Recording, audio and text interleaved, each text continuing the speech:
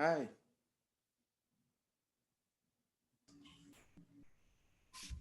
Hello. Joe, Susan. Hi. Hey, Brian.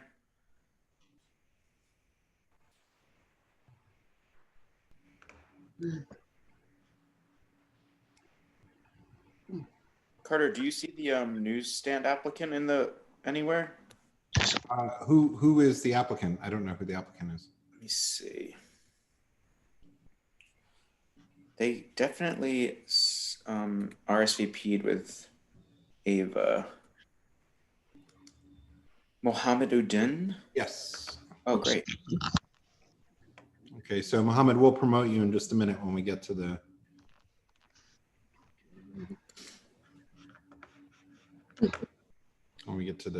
newsstand portion of the meeting.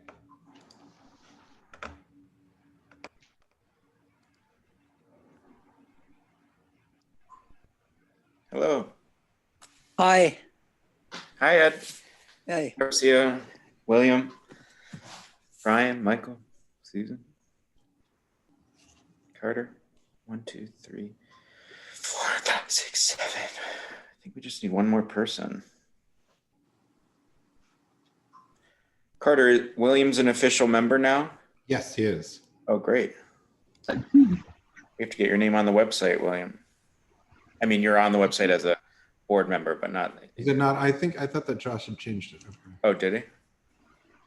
And William, I'm just looking, did you get a Zoom invitation? Because you're listed on here as a panelist, but I don't, you came in as where you registered. Yeah, I'm not sure. Okay. Who would it have come from? We get one. Yeah. Joe? From is it from you, your name, Carter? But we get one like the day before and then 24 hours, or no, 1 hour before. 24 hours and then 1 hour. Zoom itself. Both, yeah. I'm not Might be in the junk email too, because Okay. some of the Zoom stuff gets. It usually comes from CB2. That's what it says. Mhm. But you're not listed under on the list of committee members. He's not listed. Okay, so that's Josh, but this is separate from the. Just you're on the list that of the where you're getting the direct link. I don't see it, so maybe if you could just double check, but perhaps I missed it. Yeah, I'll resend it right now just so you can see what it looks like. Okay.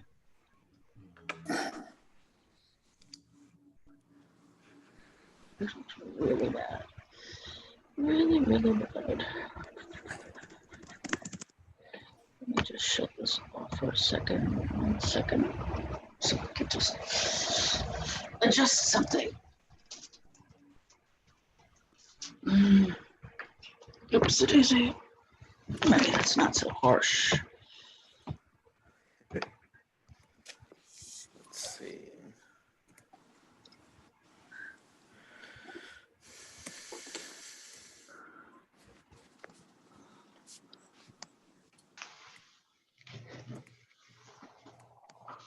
Yeah, I always get coffee drops. Ugh.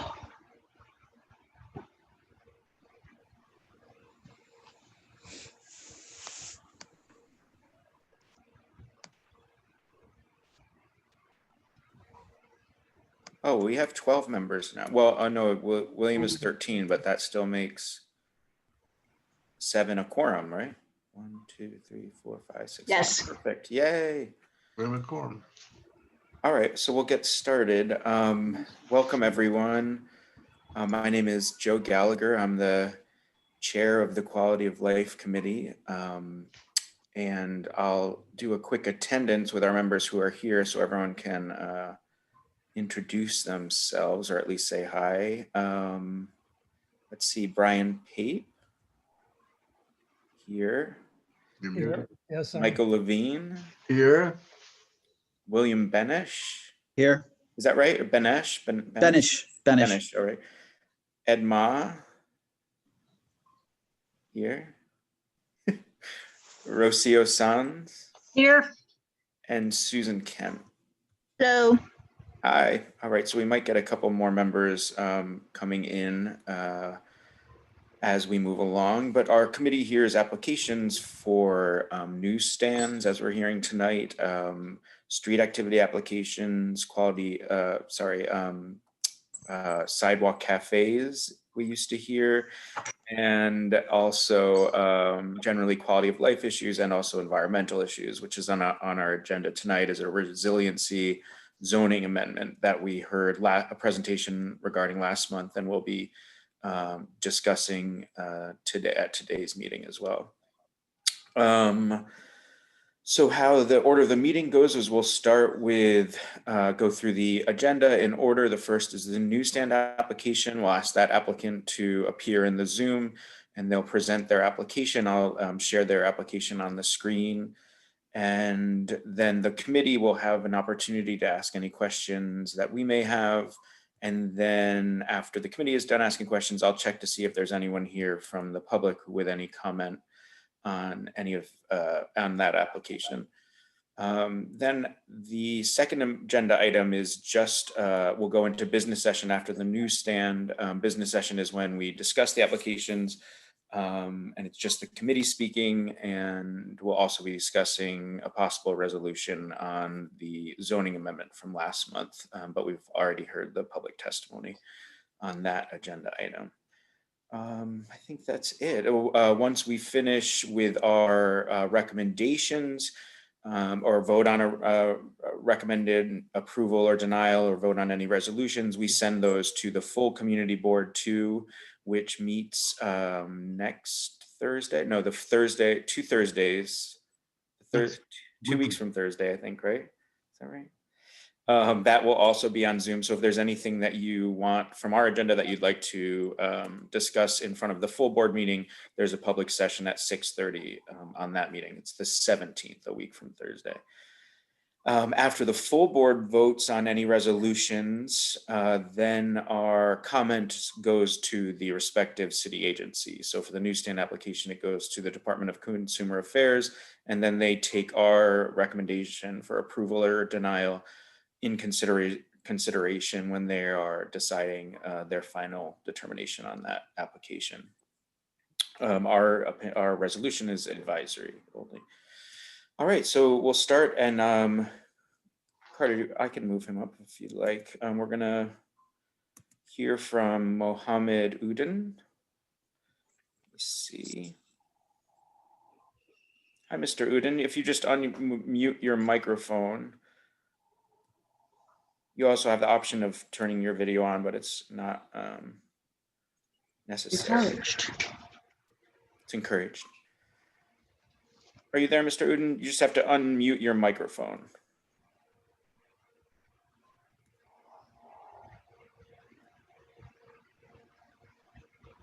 Hold on, there's something in the chat.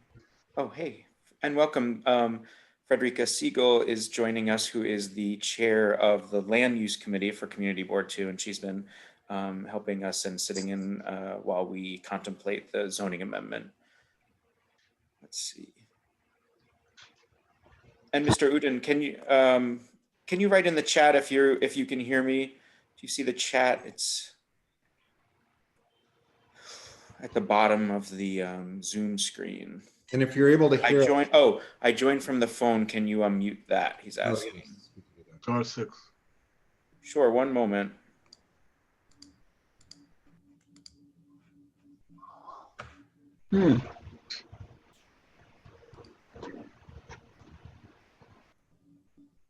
Oh, there we go. Mr. Uddin? Yep. Oh, wonderful. How are you? Is it just you appearing on this application?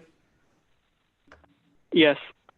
Okay, great. I'm going to pull up your application for the committee to see. Can everyone see that?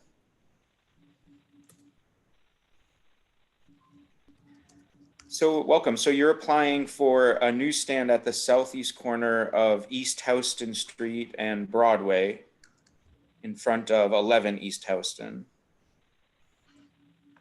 Yes. And this is for a new newsstand. There's not currently one there, correct? Yes. And have you operated a newsstand before? I did. And will you be the operator of this as well? Yes. Great. And you'll be using one of the, let me pull up the site photos too. One of the kind of prefabricated newsstands that we're seeing. Yep. And selling what type of merchandise? Basic stuff like candies, sodas, newspapers. Great. And have you had any conversations with any of the businesses? What is it, an HSBC right there? Yes. And did they know that you're applying for a newsstand outside? I have sent them a letter. Okay. And I can't recall any within a few blocks at least of this. Do you know where the next closest newsstand is? I do not.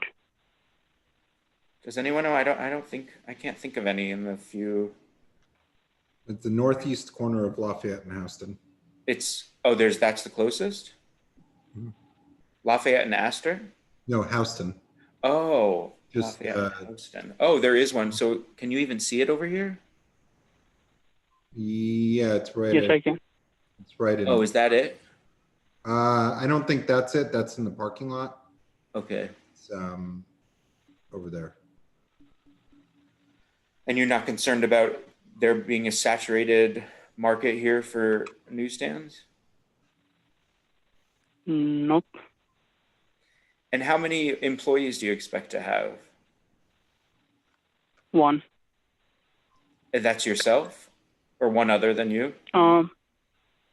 Well, it depends. If I decided to operate by myself on this particular location, then it's going to be just me. If I Okay. can, then I'm going to hire somebody. Gotcha. And then here are the site plans for everyone to see. So it is one of the,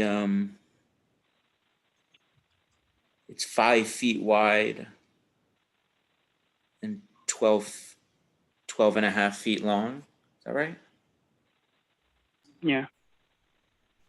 And let's see, there's no, so that leaves, sorry, everyone, if it's 5 feet, that leaves 10 feet of sidewalk space here. Can you see that? Can you see, Michael? No, I'm sorry. It's a little bit too dark. Could you repeat those numbers again? You said that it was. Yeah, here, I'll zoom in a little bit. How many feet of sidewalk clearance would there be?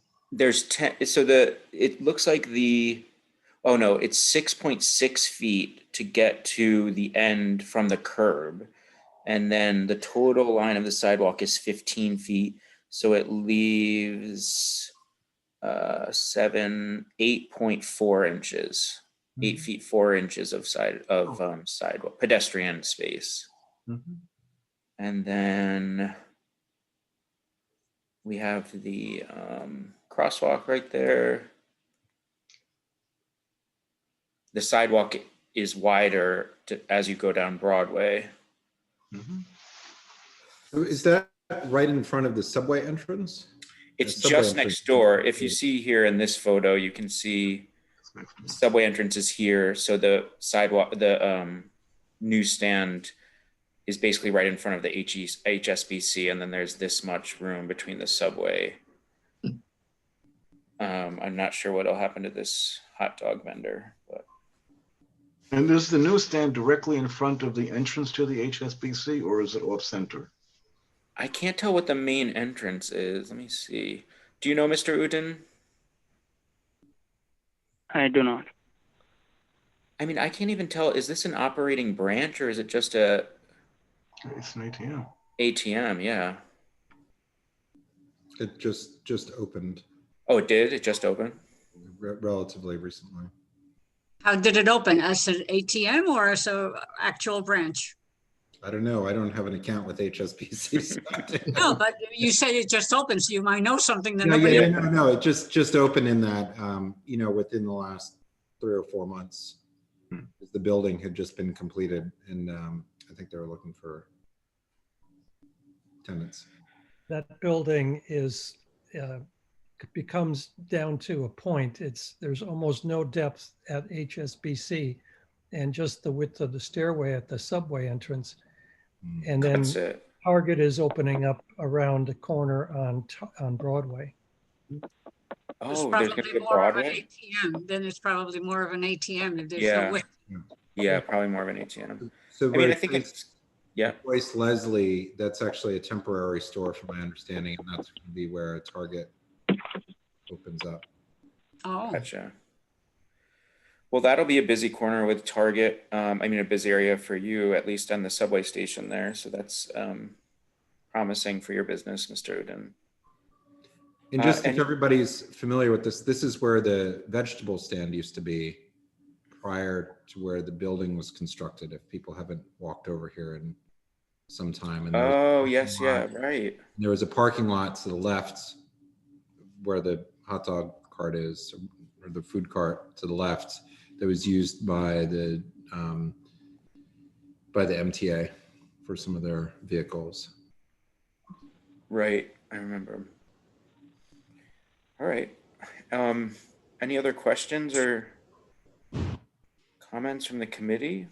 I'm just curious how long he was looking for a place for his newsstand, and why did he pick this particular place?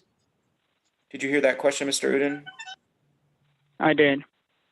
The only reason is because of the pandemic and everything got slowed down. So I've seen so many businesses are closing down. But since because of the coronavirus vaccine, I expect the traffic to goes up. And when the traffic goes up, for the Manhattan, there are like so many work that has been backlogged because of the pandemic.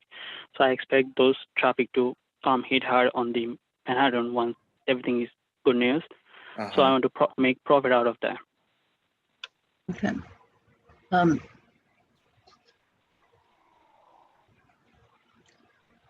Did you have a question, Susan? I'm just curious. The applicant said that he had previously operated a newsstand. Where was that located? 52nd Street and 7th Avenue. Okay, so it was also busy, right? Great. What hours do you anticipate having? On a weekly basis? Yes. I don't have any plan as of now. I have to think about it. You don't know what hours you'll be operating yet? As of now, I can do like 30 hours minimum, or I'm not sure about the future. Your previous newsstand, approximately what hours, on a day-to-day basis were you operating then? Per week, it was 5 to 10 hours. Most of the time, the person whom I have hired operated those newsstands. Opening at what time, closing at what time? Opening at 9 o'clock and closing around 3 to 4.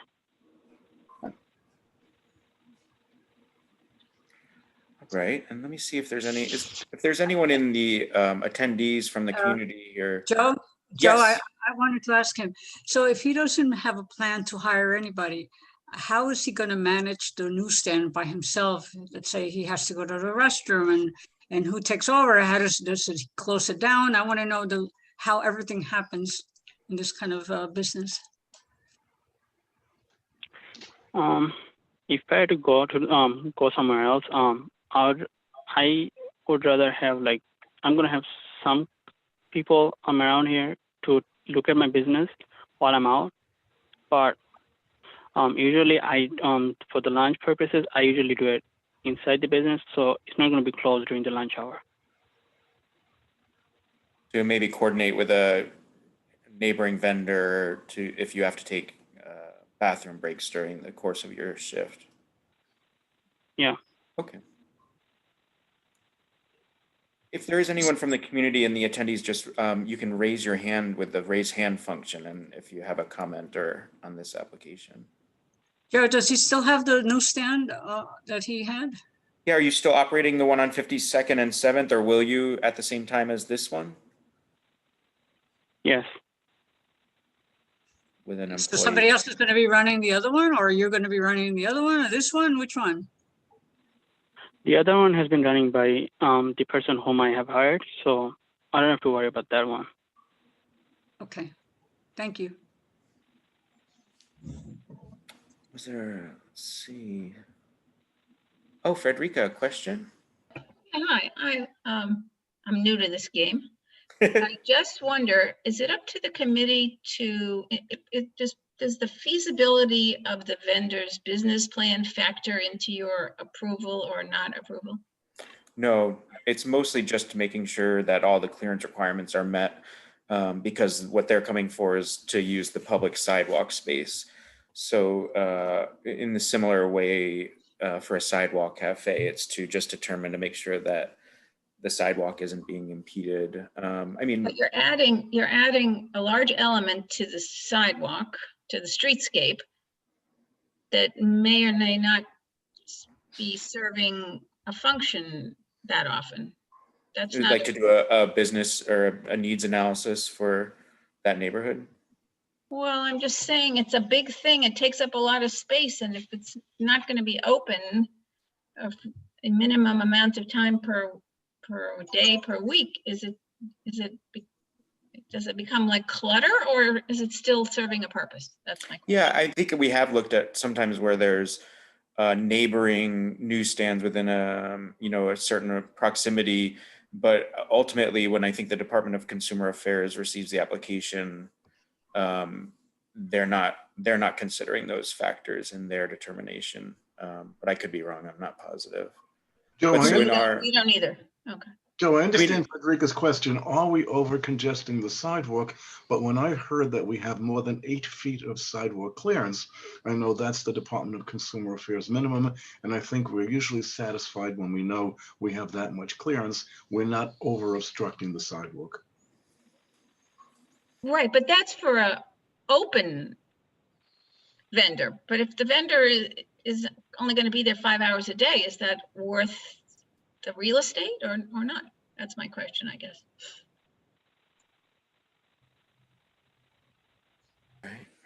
And this is also That one of would the be a decision for the person who is investing their money to decide how many hours they're going to be open. They'll could open as long as the Department of Consumer Affairs schedule allows him to, or not. That's on him probably. Or maybe there is a requirement of how many hours he needs to be open. If he's smart, he's going to be open when there's the most business. People are going back and forth to work. It is. Sorry, so We you lost just muted. Thank you.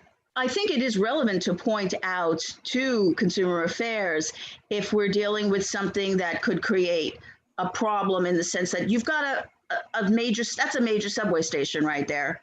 This is a very congested area. Does it create problems? Ultimately, the Consumer Affairs decides on that. But if it's in the public interest to have it there, it is something relevant for us to include in a resolution. Sure. Yeah. We have, I think, recommended against applications when there was, for example, there was one that was a block away or it was across the street, and we felt that it's, they're just cannibalizing each other. Yeah. And I think we've had instances where we've pointed it out and they've withdrawn and then reapplied for another neighborhood. So I think if anything, it's kind of like a fact-finding opportunity for the applicants too, to hear people who are living in the community and can speak to, the busyness of these intersections, or maybe it's too busy or too congested or too competitive. And those are all things we can include in our resolution as well. Mm-hmm. Historically, this is probably one of the busiest subway stations in our board, and that entrance in particular is one of the busiest entrances.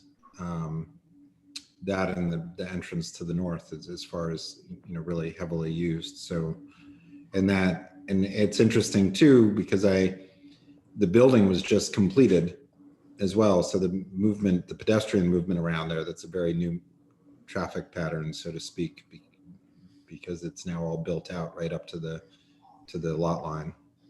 Do you have concerns about a newsstand there? I just think, that's where people are really coming in and out. That's a somewhat dangerous intersection. It's one of the two, one with the two ways on Houston Street and Broadway. I mean, the left-hand turning going southbound on Broadway right into that intersection is really, dicey during certain parts of the day. I don't know if the visibility, if that's an issue, but it's just very, very congested right there. Sometimes I feel like even though these newsstands can act as traffic calming or pedestrian calming in these areas where you're blocking cars and traffic from a heavily pedestrianized area, so that people aren't walking out into the sidewalk outside of the subway station. They're stopped from doing so by the newsstand, so they're not walking in the street, even though they might want to, because the sidewalk coming out of the subway might be congested. Yeah, it's interesting, that section between Broadway and basically going to Lafayette on the south side, the sidewalk widths are not consistent through all of it. And so when you have a heavy pedestrian flow, it sort of bottlenecks, and then it's not bottlenecked. And it's very unique to that section and that station. And I think that when they did the building that's on the BP gas station, you can see there's the neck downs there. It's a little weird. You walk behind the subway entrance next to the building, there's like a 2-foot. It's just an interesting area, and Yeah, agreed. Let's see, Mr. Ma, are you unmuted, Ed? No. We can't hear you, Ed. Are you unmuted? Yes. Okay. For me, not familiar with the location, I wonder during the application, is there any requirement to have a picture of the spot, to look the site of the newsstand, such like on the side of the subway. For all the people talking about, I think my concern seems to be everybody concerned about the traffic flow, pedestrian and the people, the rush hour, and the business people, and a certain rush hour in the noon or 5 o'clock in the morning rush hour. And I wonder whether the person, the owner himself are aware, predicted, anticipated, the flow, the traffic flow.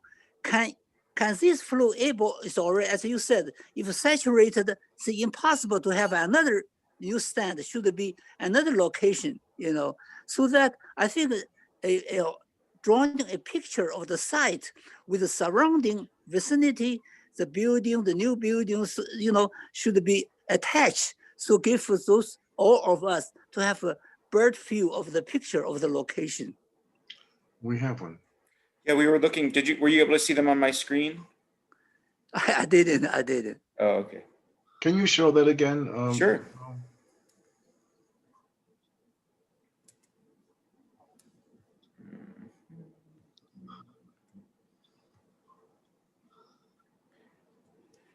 It's up on the screen now. It's right here.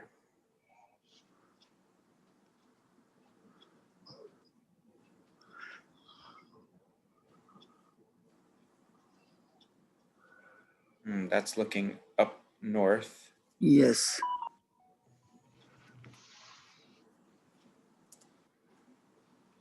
That's looking north as well.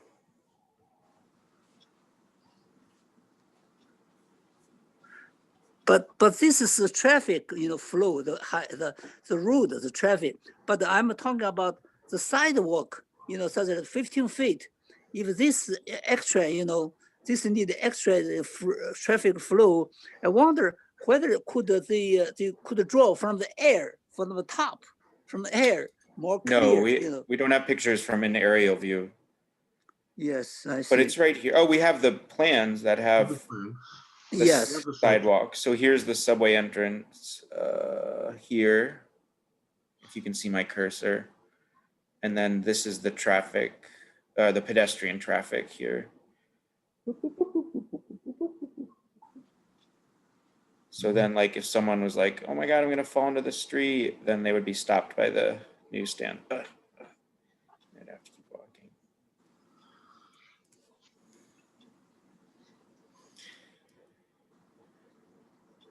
All right.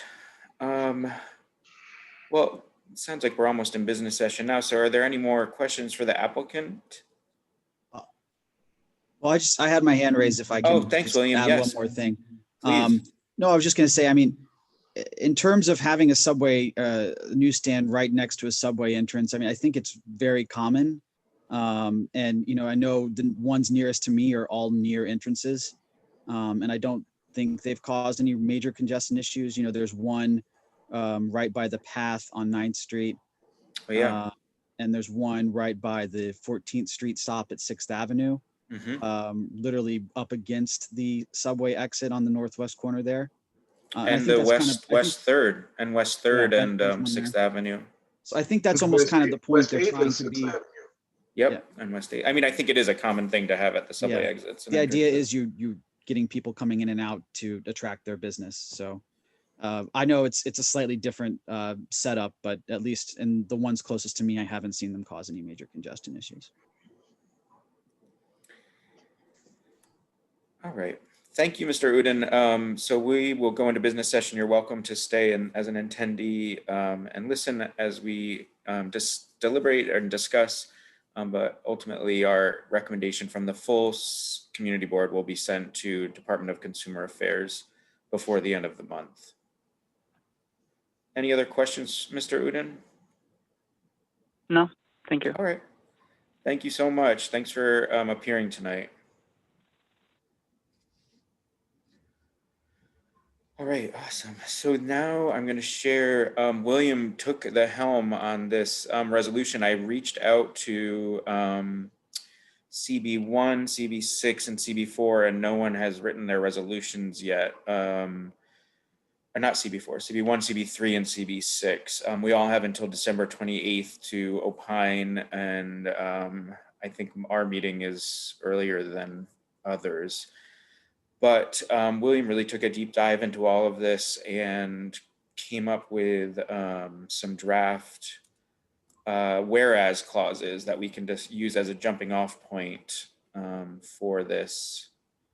I'm going to share my screen so we can all be looking at the same thing.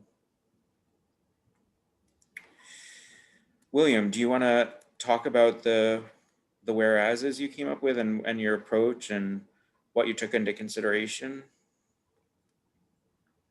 Yes. Yeah. Thanks, Joe. And thank you. Thanks for giving me the opportunity to take a shot at this. You know, I'm a new member, so this is kind of my first attempt at drafting, you know, whereas clauses for a resolution. So certainly just letting people know in advance, appreciate any input, advice, et cetera, you can give to me. Yeah, I mean, what I did was the first several of these clauses is just kind of trying to lay out the overall framework for kind of where we are, you know, where we're located geographically, where we might be exposed to, where and to what extent we might be exposed to various storm and coastal flooding events. You know, part of the whole point of this initiative is to try to anticipate the fact that existing floodplains under the FEMA maps are likely to grow in the future due to climate change. So I included a couple phrases regarding, you know, estimated climate change, et cetera, and how that might influence the flood maps within our own district. I'm then referencing kind of the last major storm, which was Sandy, which was the whole impetus to this rezoning project. So this is all still kind of just giving the general background as to how this is relevant to our district and how we kind of foresee this being relevant in the future. So that's kind of going through 6 and 7s, giving the background for now why DCP is coming back to us and having to kind of make permanent these emergency text amendments that they had done after Sandy. And then number 8 up through kind of the next 10 to 15, I think, are really my attempt to kind of dive deep into what these zoning text amendments are actually going to do. So there's a lot of information in there, and we can discuss it in, you know, as much detail as possible. But essentially, I went through kind of, they had a couple of different documents, which we all may have seen previously. They had this 25-page Word document summary. They had the actual text of the amendments to the zoning resolution. And then they had kind of like I think it was like 100-page plus slide deck that had details about what changes they were looking to make. So that's what kind of the next several are doing. I mean, number 8 is kind of generically referencing how they're, obviously the big overarching change is that there's going to be applicability outside just the 1% chance floodplain, and now moving into the 0.2% chance floodplain. Although, as you'll see, in the subsequent clauses, there's different rules that are going to apply to the 2 different floodplains in some circumstances. So number 9 is kind of trying to summarize all of the changes that they've suggested that have to do with building height. And that incorporates this concept of flood resistant construction elevation, which is different in the 1% and 0.2% floodplain. Talks about the alternative reference plane that people can use. So essentially they can measure from either the reference plane or the FRCE. And, I tried to note as much as possible where it's continuing kind of what was done in the 2013 flood text versus what's going to be new. So that's number 9. There were some modifications that had to do with dormer and setbacks, which I'm a little less familiar with. So maybe some other folks on the committee can look at that point and kind of suggest some language there. Number 10 kind of goes over the whole set of amendments that they proposed that have to do with ground floor flood proofing. So basically the way they've laid it out is you can essentially get more floor area by either wet flood proofing or dry flood proofing. So wet flood proofing would just be, you're basically allowing it to flood, but trying to still protect the building's integrity as much as possible on that bottom floor. And you're moving any kind of essential,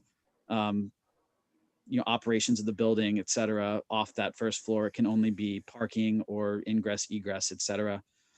So that's what wet flood proofing is. And dry flood proofing is actually, using materials that are going to keep out stormwater and protect that first level of the building, which is certainly a lot more expensive than doing the wet flood proofing.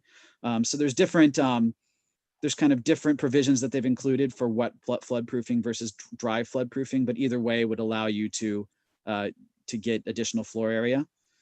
So that would provide an incentive to make those changes, whether it's a new build or a retrofit. Just kind of continuing to scroll down. Yeah, there was some other language in there about street walls. It makes it a little bit easier to have a sort of street wall protecting if there's like an outdoor ramp or stairs or something like that. But they're requiring that if you have a wall like that, that it's going to have to be some kind of design element incorporated, so you don't just have too many blank walls in the cityscape. And they've actually expanded the options there that people can do to comply with those streetscape rules. So those were kind of 2 of the mega amendments with regard to ground floor floodproofing and the heights of buildings. And they both, I try to incorporate in those subpoints kind of the various elements of that. Another clause which we did debate last time was this Board of Standard and Appeals expanding the number of the range of zoning rules that they can essentially allow exceptions to. And one area where this is relevant, and I mentioned this in a further down whereas, is if you were to run into an issue in a landmarked district, of which there's actually pretty good overlap within CB2 of landmark districts and floodplains, that could be one way to resolve that conflict. So that could be an interesting point for us to debate. Yeah, the moving mechanical stuff to the roof. That's another one that is included. Basically, makes it easier to remove mechanical equipment out of the basement or first floor and move it to the roof. Second story buildings can be used for non-residential uses across commercial districts. I think this came up in the Q&A last time. Flood panels, there's a little more flexibility in flood panels. I think before in 2013, it allowed you to deploy flood panels. Now there's a provision for storage, and expands it to berms and floodgates in addition to panels. Number 15 applies to the waterfront. This one I was a little unsure of how if whether it applies to Hudson River Park or not, but I wanted to include that in there. Maybe that's one we can talk about. And then so that's kind of the summary of all of the zoning text amendments as it relates to new and retrofitting buildings. And then the next couple of them are having to do with now preparation for future disasters. So 16 includes some stuff like power systems, which apparently there were issues after Sandy of legally being able to place like backup generators and stuff at open spaces within the city. So it tries to address that. And then 17 and 18, I think would be interesting for us to talk about. And this is one where I'm not sure if it's worth going back to Andy from DCP for more color, but this is basically giving the city more power in the future to trigger various recovery provisions if there's another disaster, which would allow them to essentially, suspend, allow for like non-conforming use and stuff like that for an extended period of time. And actually, they're looking to trigger 2 of these provisions right now due to the COVID pandemic. So it's actually expanding beyond just coastal resiliency and looking at, I guess, non-physical type disasters like the pandemic we're in right now. So number 18 talks about the two recovery provisions that they actually would like to trigger immediately regarding permits, authorization timelines, and discontinuance of non-conforming uses. So I think that would be interesting for us to discuss. And then after that, I mean, there's a lot of other stuff in there that is kind of like special districts, various like cottage cottage designations for buildings and stuff like that. That's not really applicable to our district. So number 19 is kind of meant to be a catch-all for that. Just us recognizing there's other provisions that are less applicable and that we're not commenting directly on. And then after this is the rest, I kind of try to incorporate the discussion that we had last time and the Q&A that we had asked to Andy.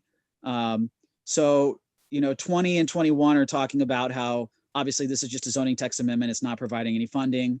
And it's generally, for existing buildings, it's all optional. You're not forcing anyone to make changes.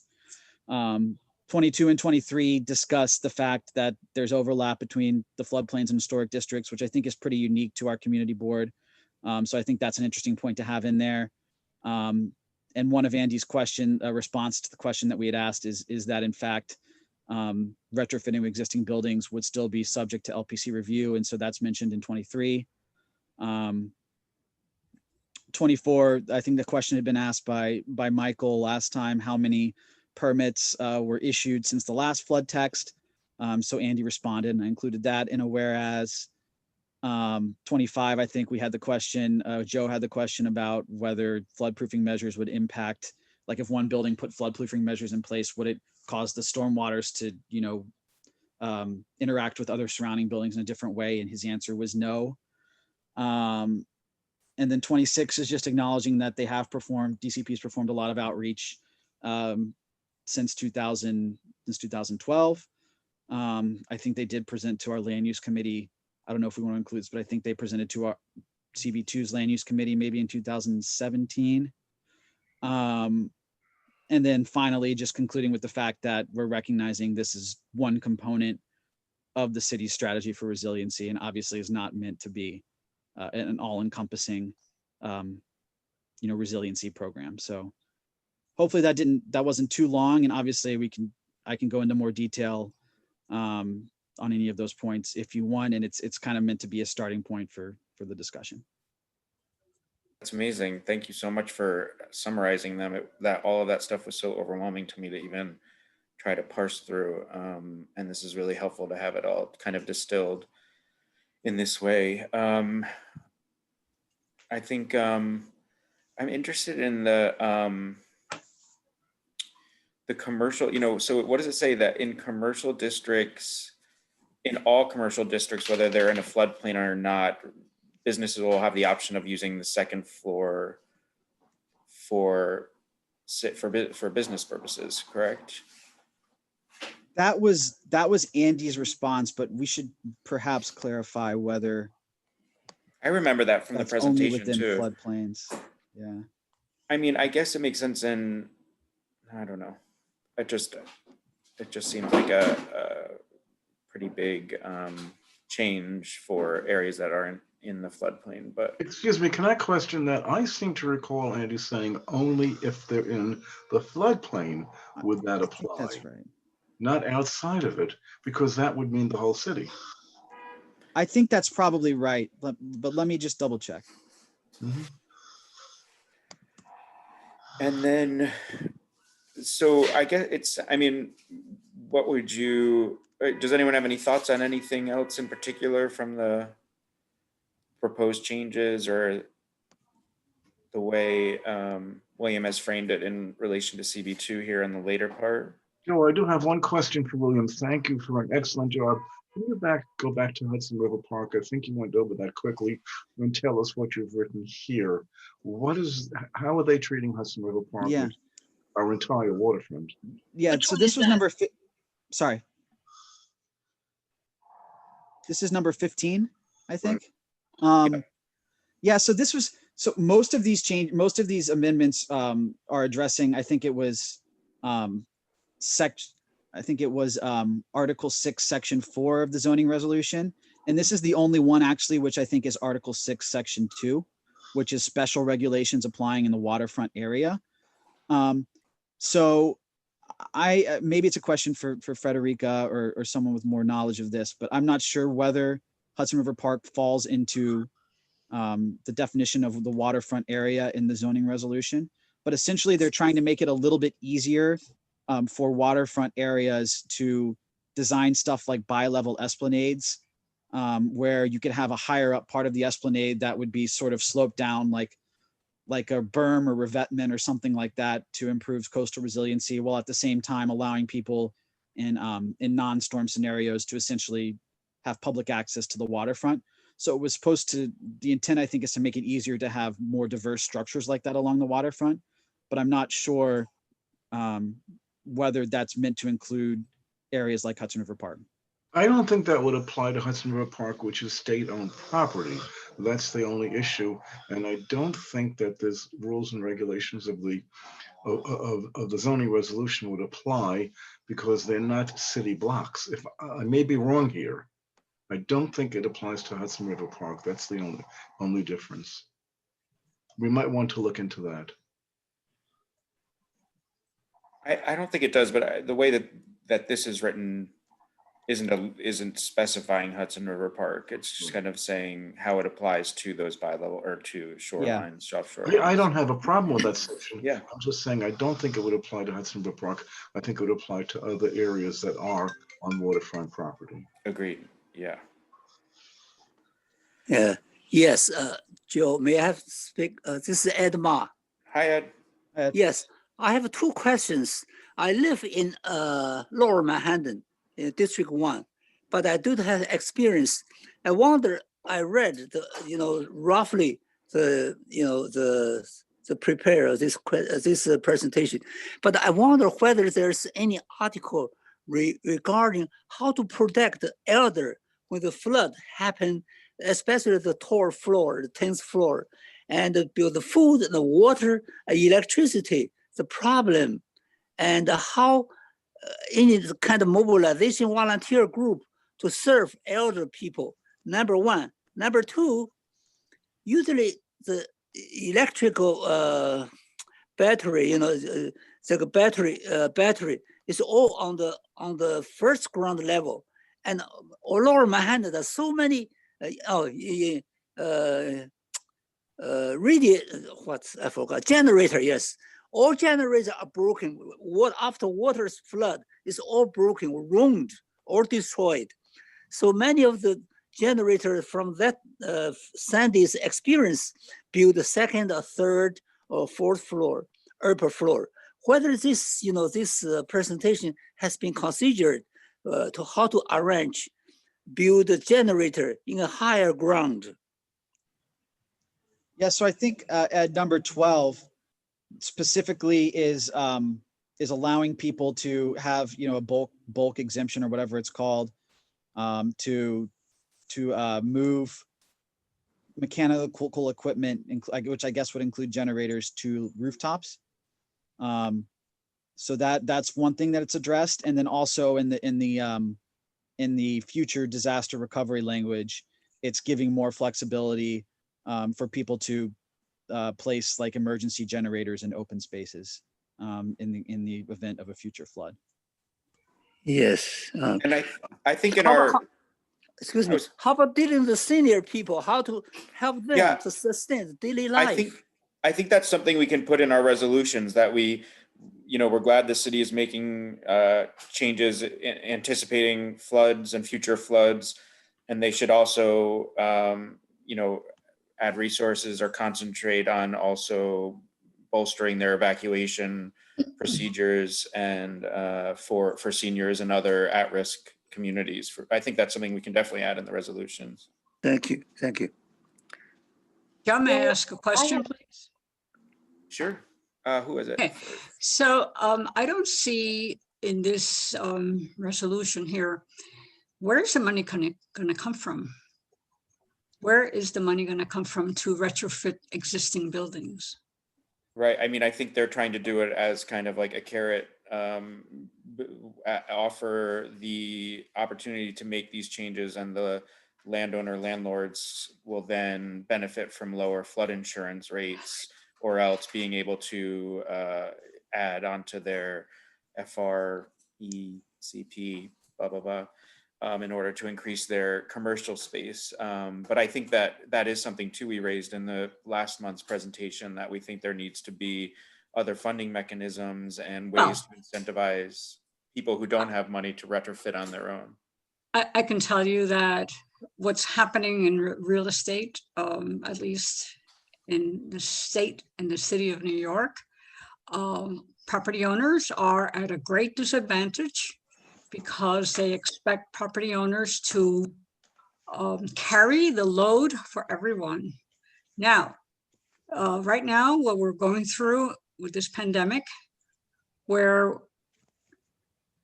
rents are not being paid by many tenants, whether commercial or residential, our taxes keep going up, water and sewer keep going up, and there is nothing happening to benefit the property owners.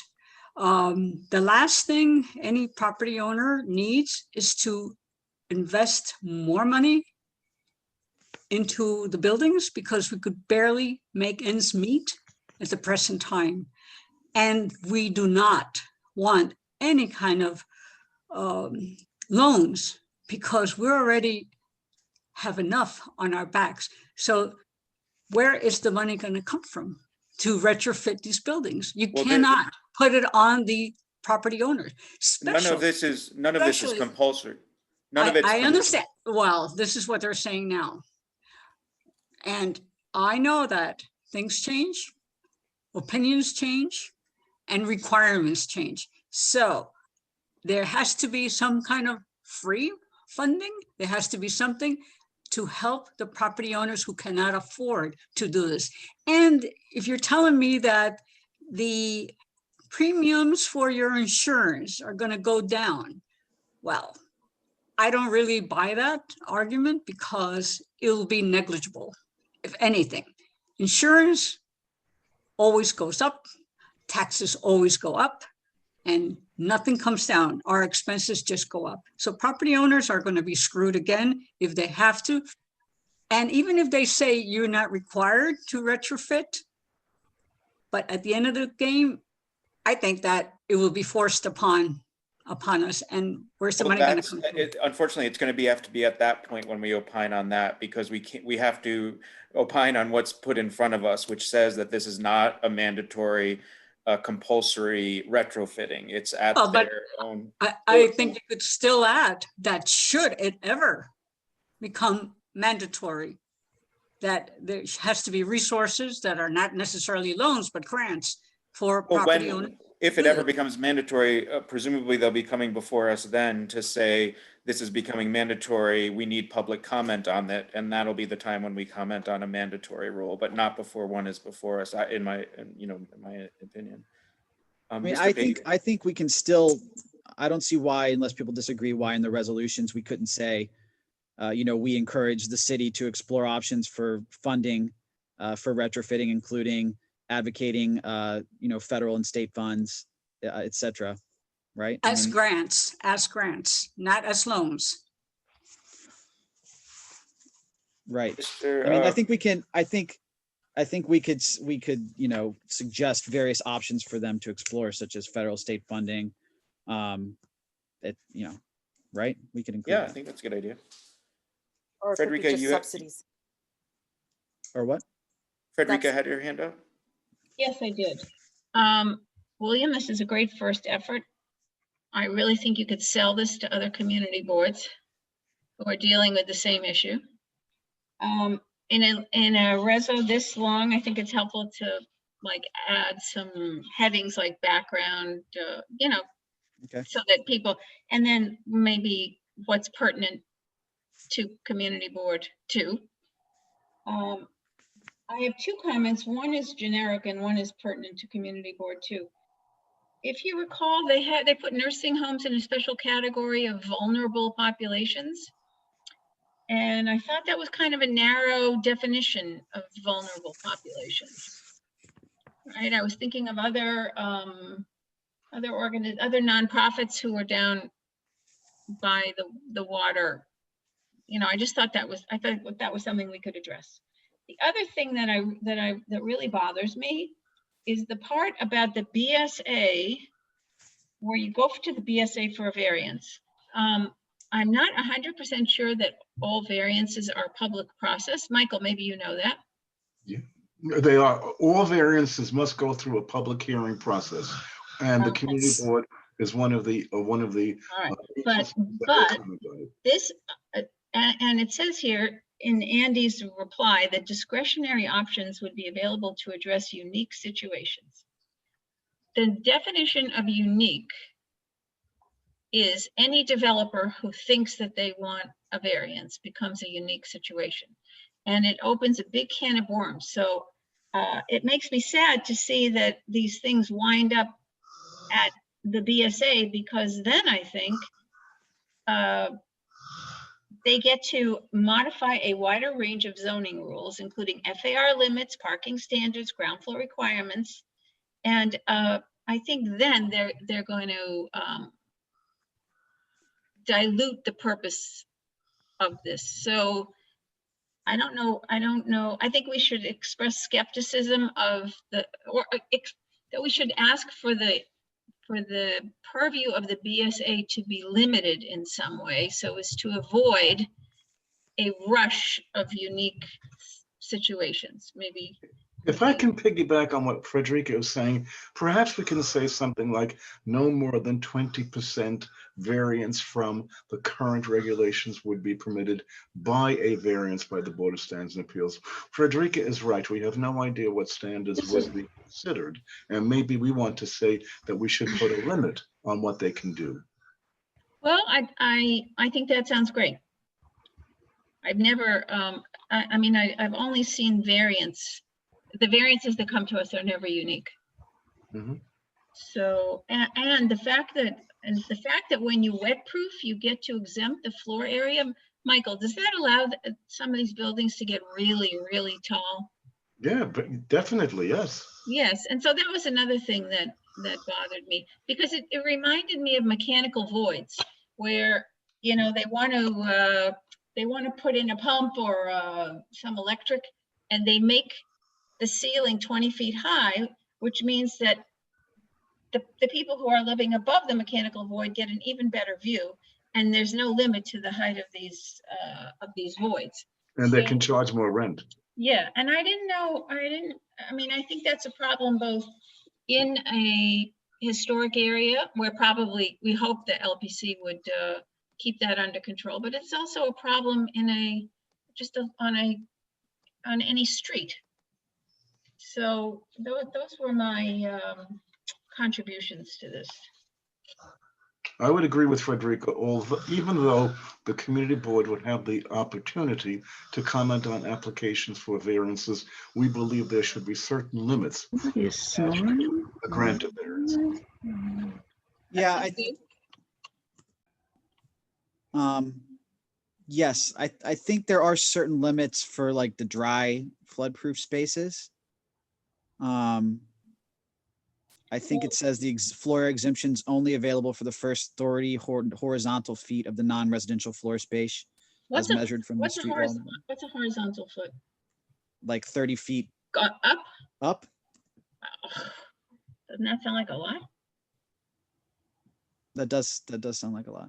Yeah, but you know, there's a lot of this that's history that's very useful for the next people who have to, you know, maybe the next people wouldn't have to do as much research as you did if they could read your reso and get the background. So I think putting in the background is good, and putting in the generic material is good. And then, as I said, just identify what's really specific to our neighborhoods.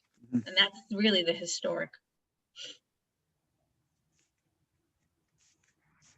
Sorry, Connor Allerton from the Manhattan Borough President's Office says he believes it's 30 feet back into the property. So, I didn't realize that. Oh, yeah. I mixed up horizontal and vertical. Yeah. Okay. Thanks, Connor. Thanks for that. Well, you're new at this, so that's okay. But what is there no limit to the wet proofing exemptions to floor area, Connor? Let me see. I think I can move Connor up 1 second.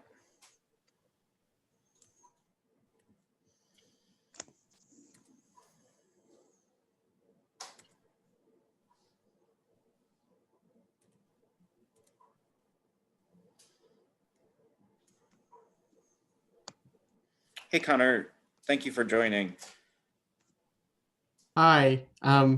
Sorry, what was the question? Thanks for having me. Frederica, you had a question, right? The question was, is there any limit to the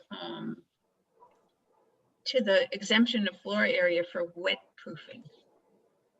Right. I don't have a definitive answer. I think I believe it's a ground level it's a ground level exemption. So it would be the floor area of what is wet proofed. So it's like, I think the wet proofing is allowing flood to pass under the building.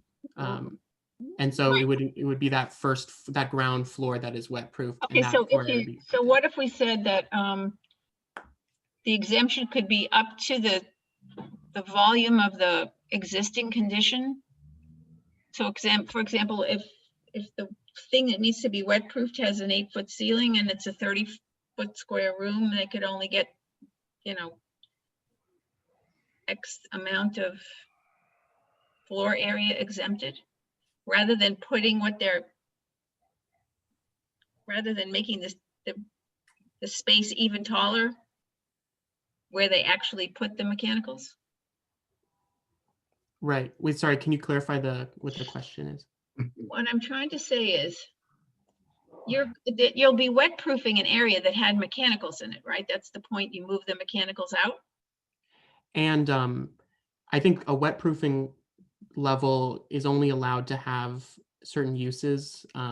So it would be removing any residential, any commercial. It's really only like storage and access, and I think a third like auxiliary use that would be allowed on the wet proofing floor. All right, well, what I guess I'm trying to say is the area that you're wet proofing, you should not be able to exceed that exemption when you're moving the things. So right. That makes sense. Michael, does that make sense or not? You might unmute. Unmute, Michael. Unmute yourself. Michael, unmute. I agree with Frederica. I think it's something we could include as a recommendation. Again, a limitation on the amount of area. We want to make sure that what happens is not in excess of what we believe is appropriate for our community. So we should be asking for limitations on exemptions and on variances that don't go too far in either reconstruction of existing buildings or in new buildings. This would apply mostly to reconstruction of existing buildings. Mm-hmm. And just a question, as I'm not as familiar, but do we have, I mean, do buildings have a separate height kind of restriction in addition to the floor area? Correct. So So just because they get floor area doesn't necessarily mean they can just prop up the building higher, right? Any one of these buildings is going to be higher than the building that existed before they did this stuff to it. That's the worry. Right, but I But guess my Connor, what were you question- going to say? Sorry. I just wanted to just for the question, because I think so. Your question is if there's a limit to the amount for wet flood proofing, if there's a limit to the amount of floor area that they can exempt from the zoning floor area. That's your question. Yes. Okay, so I can double check and follow up because I don't know the answer to that. I can check and follow up with this committee. If that helps. All right.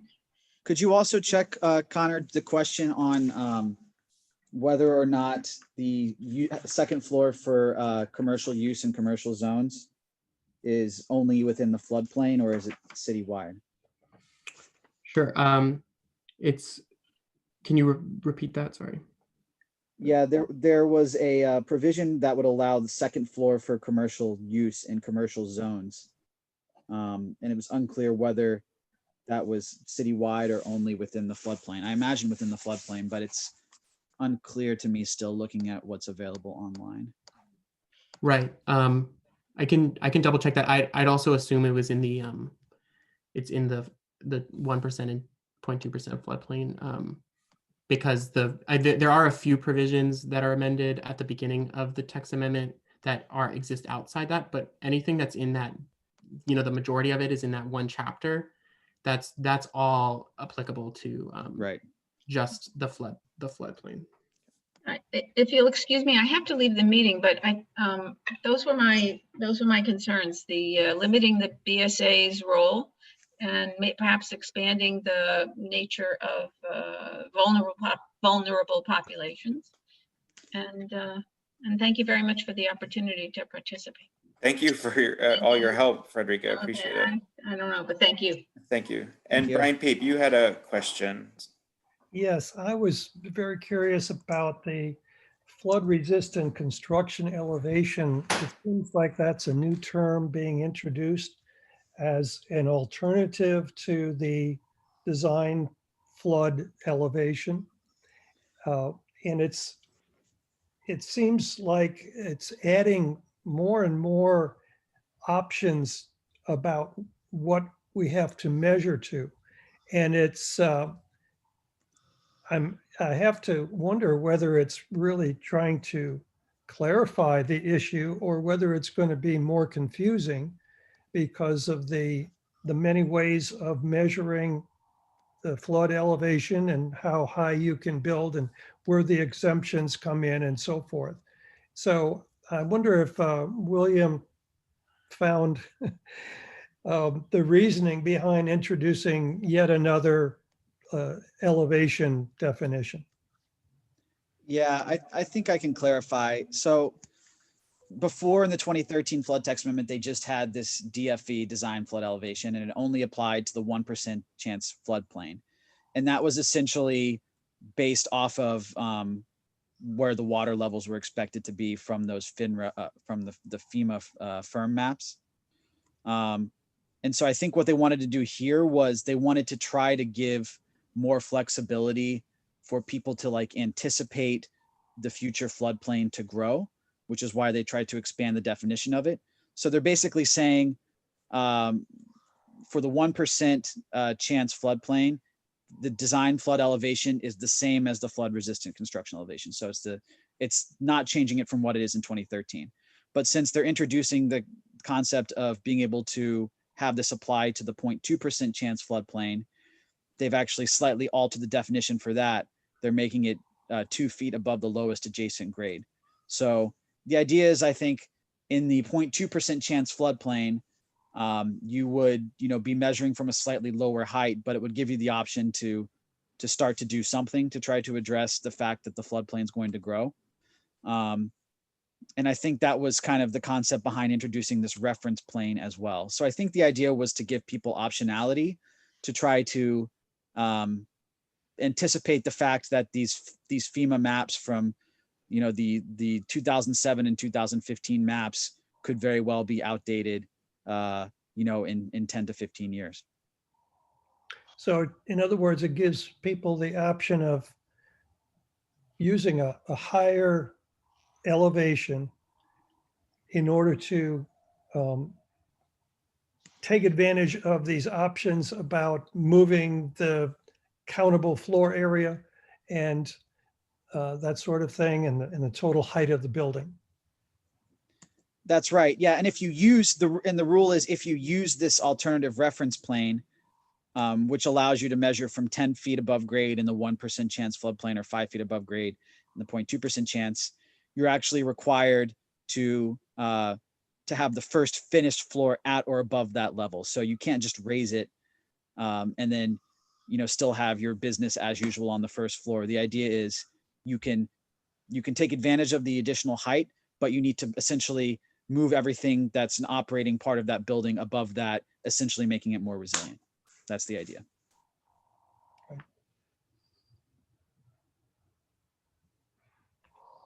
Yeah, I have a question. So if you have a mixed use building that has commercial on the first floor and you have residential tenants above, and if we're going to be moving the commercial part onto the second floor, where does the residential tenant go?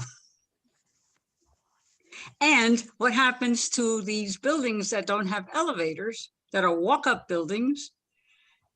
And how is ADA compliance going to take place? How can you get a person up to the second floor to go into a store that is within this area? I don't know the answer. I don't think they really addressed that question in what they've put out so far. I know there's some language in there regarding accessibility, and I think they've tried to increase the flexibility for either external or internal access. So for example, there's that street wall provision, which allows for greater flexibility in building a street wall to protect external access, etc. When it comes down to what they can legally do, around, whether a business on the second floor, I would assume it would have to meet ADA requirements if it's a commercial business in the city, but Sure does. So that's more of a legal question. So I'm assuming that would still apply here. Right, and then the elevators, so the property owner would have to install an elevator on top of everything that they have to do, that they may have to do. But don't forget, this applies to buildings, either new buildings or buildings undergoing substantial reconstruction, meaning more than 50% of the building. So it's not as though we're suddenly displacing residential tenants and not providing elevators. We're talking about a substantial rehabilitation of an existing structure or a new building. No, but Rocio has made two good points in that if this is going to be successful, we can't just look at it from the narrow zoning, in the sense of we should be raising these issues, whether it is ADA compliance or it's a financing, in the sense that we may not be addressing it right here within the corners of these documents, but this isn't going to work if somebody during the development process takes these factors into account. And I think it really is appropriate for us to point out that these are other issues, ancillary to the immediate question, are critical if this is going to succeed. And that could be put in the resolution. And that it does belong there, yeah. Totally agree. I mean, this is about issue spotting. Mm-hmm. That's correct. Thank you, Susan. Yeah, so I think a robust funding, be it resolved, we need to be getting help from all corners here in order to make this possible and feasible would be a great resolution. What are the other things we're talking about? The BSA allowance, they're within not more than 20, a variance can't be sought if it's more than 20%. I had recommending not allowing BSA to vary by more than 20%. That sounds good. How would you define 20%? I'm not sure. That's a very good question, but at least, we can leave that to the authors of the text. but I think we should be putting in some sort of a standard that we don't want them to throw out the entire provision of the text. We don't want BSA to throw out the provisions of the text completely. We want them to operate within a certain limit. Yeah, where I see this being applicable to our district is a scenario where someone's trying to, I don't know, relocate machinery to the roof within one of the historic districts that also is within a floodplain, and LPC says no, but they want to have the building flood proofed, and then there's a disagreement there, and then they would appeal to the BSA. That's where I see it most applicable within our district. So I don't know if we want to anticipate that and have a view on something like that, but that's where I see it coming into play most likely. And then the other thing I agree with you. I think so. That's the one. That's where you go. And it's an expensive thing to go to the BSA. It's not a cheap ordeal. And then the other thing I wanted to ask people is, does anyone have a view on these disaster recovery provisions that are being baked in, including the 2 that are triggered right away for the pandemic? It obviously, well, I think it's interesting that, that doesn't necessarily have anything to do with coastal resiliency, and it's included in the coastal resiliency zoning text amendment. I think we could call that out and say, we don't know that it's a necessary at this time, right? I mean, how does the pandemic affect how people are water and wet proofing their basements? Yeah, I would maybe want to go back to Andy and just ask him to kind of give more color on what exactly that is supposed to be doing by triggering it right now. Just because I'm a little confused as to, it's unclear to me, having read through all the documentation they put out, why they are triggering those right now for the pandemic and what it's supposed to do. Connor, do you have any insight on that? Because they want to take advantage of the time. I mean, this is a time to take advantage of whatever you can. Yeah. And here it is. That's why they're putting it in there now. Connor, did you hear that? Do you have any insight on that? Regarding why they're implementing them for pandemic and other emergency, not necessarily flooding or resiliency related. Yeah, like the zoning text amendment, it includes future disaster provisions that supposedly can be activated, at the time of a future disaster. But it also says 2 of those provisions would be activated immediately if it passed, and in the context of the current COVID pandemic. So, any more color on why they need to be activated now and what they would do? Yeah, I'm not. I guess I can't speak for DCP on why they put that in. So I think that is a question for the I guess Andy who presented. Is that who Andy is? Yeah. Okay. Yes, Andy Cantor, yeah. And sorry, yeah, I don't think I can answer. I'm not sure why, what the reasoning behind that is. But just for the 2 questions you had earlier. So for the second floor commercial allowance, I believe that I was just looking back on my notes, and I believe that is just for the properties within the floodplain, okay. the 2 floodplains. And then the limit so for the floor area exemption for wet floodproofing, I don't believe there is a floor area limit to that exemption. I think it's just for in all districts, floor area below the 1st story above the flood elevation, which is its own definition, right? 1st story above the flood elevation may be excluded as long as it's properly wet flood proofed, as defined by the flood resistant construction standards, up to the flood resistant construction elevation, if that makes sense. So it's just that floor that is being wet flood proofed up to that new marker of the, that new elevation, that floor area becomes exempted from the zoning floor area. Hopefully that is more clear. Okay, thank you, Connor. Well, so I think we have a good overview of the type of things we want in the resolutions. Maybe we can draft something if people have suggestions or think of things after the call, other than the funding mechanisms and more aid for homeowners and property owners, and I guess, everyone. What else? The SBA variants, and the vulnerable communities that Frederica talked about. And then we'll try to follow up with Andy to see if he does have an explanation on that piece we were just talking about. And then maybe we can include that in a resolution if we think it's unnecessary, or pass it on to everyone to see what everyone thinks. But I think that's good outline right now. And then we have a bit before 10 days until the board meeting. So we have time to circulate it to everyone on the committee. One additional comment, Joe, if you don't mind. Frederica had recommended, because William had included so much valuable information in the whereases, organizing them by subject matter or with headings, that may be a good idea. William, if you have additional time, you did a fantastic job. And it's almost a separate document that you've created that would be useful to everyone. Perhaps you can do some reorganizing of the whereases into topic headings. Awesome. Yes, If time definitely. permits. Thanks so much, William. And I'm happy to help too with that stuff. Yeah. And I would, sorry. Yeah. No, I would just add also, Rocio, you mentioned earlier, you didn't think insurance savings would be that high. I would love to have more info on that if you have it, good. or if we can put that in a resolution that we want to see that information too. That data should be studied, and how are they so sure about it? Yeah.